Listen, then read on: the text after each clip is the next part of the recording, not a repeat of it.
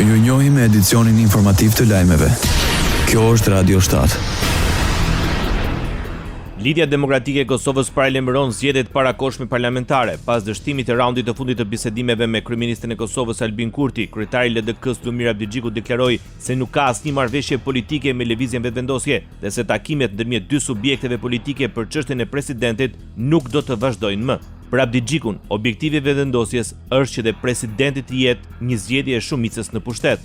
Presidenti i Kosovës do të jetë zgjatim i qeverisë, pra mund të ketë një qeveri që ka një president të një partie, dhe kështu t'i ketë institucionet. Pra heqja e kryetarit të kuvendit nuk është që heq rolin institucional. Kuvendi i Kosovës operon me shumicë, që i takon shumicës.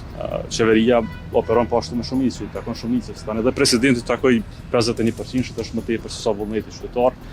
U përpoqa, provova, nuk arrita fatkeqësisht, tani kthehemi LDK-s dhe do t'i kthejmë misionit të madh të bashkimit të së djathtës. Deklaroi Lumir Abdixhiku nga Lidhja Demokratike e Kosovës.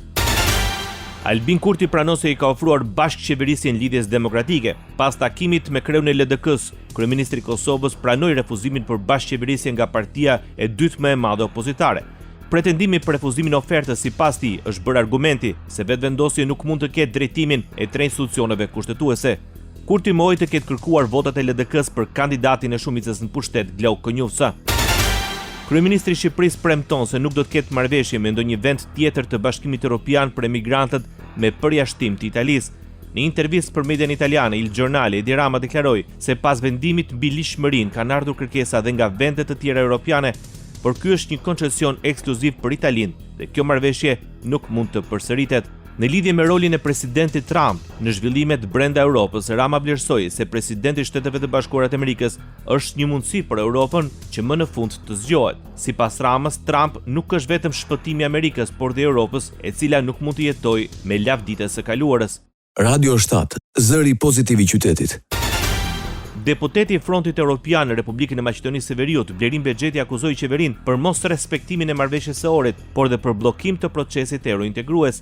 Në një konferencë për shtyp, Bexheti kujtoi se shqiptarët kanë të drejtën legjitime të hapin një debat të gjerë për një rregullim të ri shtetëror dhe të vetë përcaktojnë se si duan dhe ku duan të jetojnë, tha mes të tjerash Blerim Bexheti. Drejtori i përgjithshëm i Policisë së Shtetit në Shqipëri, Skënder Hitaj, urdhëroi tërheqjen e shërbimeve të dukshme të policisë rrugore nga akset nacionale, por dhe nga zonat e tjera të vendit. Në telegramin e shpërndarë drejt të gjitha drejtorive vendore, Hitaj argumenton këtë urdhër me shqetësimet e ngritura nga qytetarët dhe drejtuesit e mjeteve për ndalimet rutinë, të cilat sipas tyre janë kryer pa një bazë të qartë ligjore, si dhe për vonesat e panevojshme që kanë shkaktuar gjatë udhëtimeve. Sipas udhëzimeve të reja, shkeljet e qarkullimit rrugor duhet të shfaqen kryesisht përmes teknologjisë, duke përdorur radaret e shpejtësisë në mënyrë automatike si dhe dronët monitorues. Ndoqët lajmet shkurt në Radio 7, zëri pozitiv i qytetit.